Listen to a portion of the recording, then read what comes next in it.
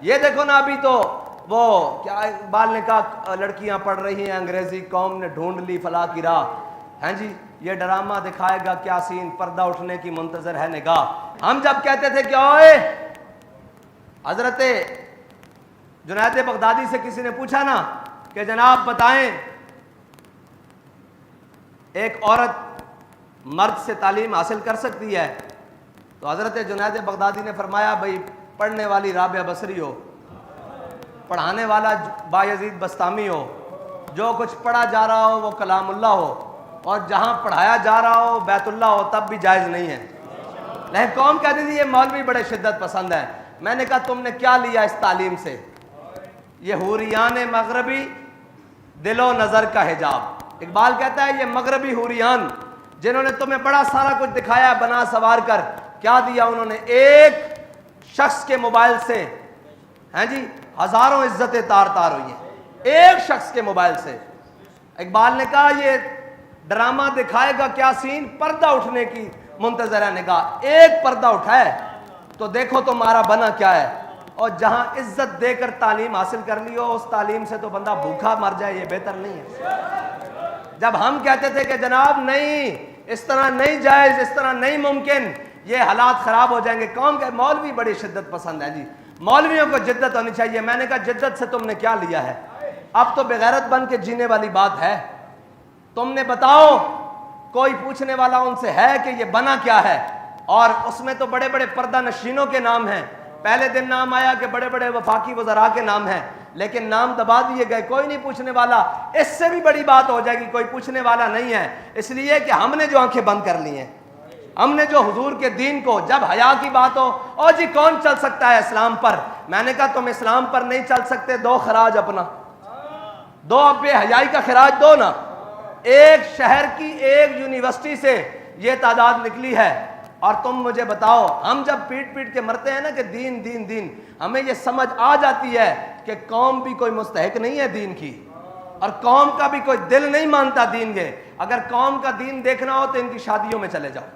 حضرت امام حسین کے کربلا کے اندر صرف آواز ہوئی اونچی رونے کی تو حضرت امام حسین نے آ کر کہا خیموں میں کہ خبردار اب آواز کسی کی اونچی ہو.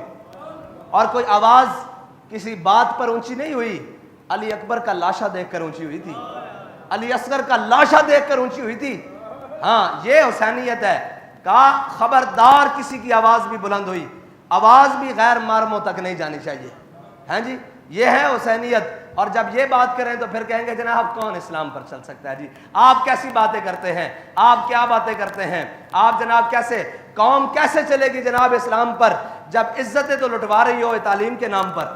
اور کوئی تعلیم کے نام پر عزت لوٹ کے چلا جاتا ہے، کوئی بے نظیر کارڈ کے نام پر عزت لوٹ کے چلا جاتا ہے، کوئی جناب انکم سپورٹ کے نام پر عزت لوٹ کے چلا جاتا ہے، کوئی ہیلتھ کارڈ کے نام پر عزت لوٹ کر چلا جاتا ہے.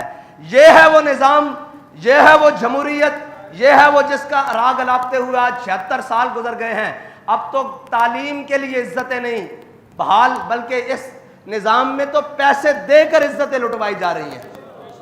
ہاں جی ایک تعلیم یہ ہے کہ مفت حاصل ہو رہی ہو، ایک ہے کہ پیسے دے کے ایک ایک سیمسٹر کے، اور ایک ایک جناب وہ جو ہیں سسٹم کے، اور ایک ایک ایم بی اے اور جو بھی ان کی تعلیمی نظام ہیں، ایک ایک سال پورا کرنے کے لیے لاکھوں کی فیس دے کر عزتیں لٹوائی جا رہی ہیں. یہ نظام تعلیم دیا. وہ تو لارڈ میکالے جب اس برِ صغیر میں آیا تھا تو اس نے آ کر کہا تھا کہ میں واپس جا کر تقریر کی، اس نے کہا تم اس قوم کو شکست نہیں دے سکتے.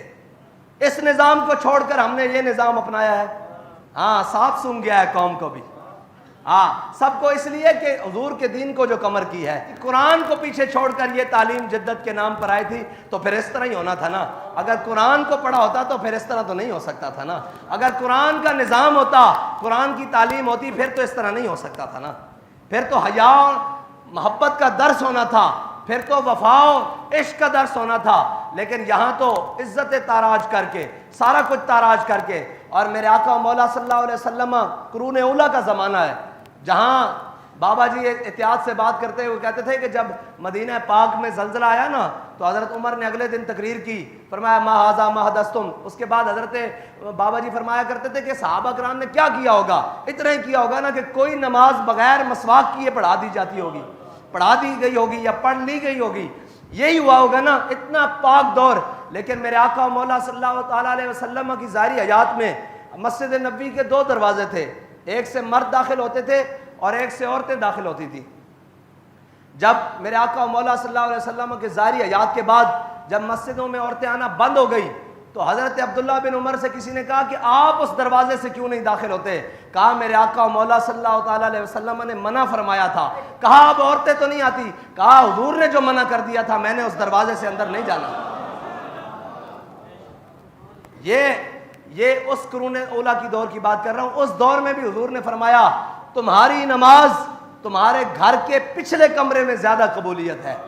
یار فرض نماز اگر عورت کی پچھلے کمرے میں زیادہ قبولیت ہے، اور مجھے یہ بتاؤ کہ یہ کون سی تعلیم ہے جو عزت کو تاراج کر کے حاصل کی جائے، جو عزت اور غیرت کی جنازے نکال کر دیے جائیں اور بس نبکی ہے اب ہر حال پر، اور پتہ نہیں کس دن قوم کی آنکھیں کھلیں گی.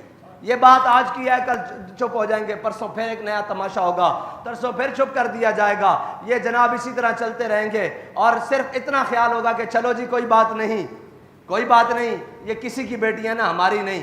ہاں ہماری بیٹیوں کا درد تب ہوتا ہے جب دین کا درد اندر موجود ہو. ملت کا درد تب موجود ہوتا ہے جب دین کا درد اندر موجود ہو. جب یہ احساس ہی نہ ہو کہ تو اپنے کماؤ، اپنے کھاؤ، اپنی دولت کے پیچھے پڑے رہو، تو پھر یہ احساس تو ختم ہو جائے گا. یہ احساس تو پھر زندہ نہیں رہے گا کہ ہم نے کس طرح کیا کرنا ہے. اور تعلیم حضرت جناب امام علی مقام کی شہادت اور شہادت امام حسین اسی نظام کے خلاف ہے. یہ جو نظام آج پوری دنیا پر رائج ہے، استبداد کا نظام، جہل کا نظام، وہ اندھیرا ہی بھلا تھا کہ قدم راہ پر تھے، روشنی لائی ہے منزل سے بہت دور. یہ روشنی جس کے پیچھے ہم سب صبح شام بھاگ رہے ہیں، اس روشنی کا انجام یہ ہے کہ آج ہماری عزتیں بھی پامال ہیں.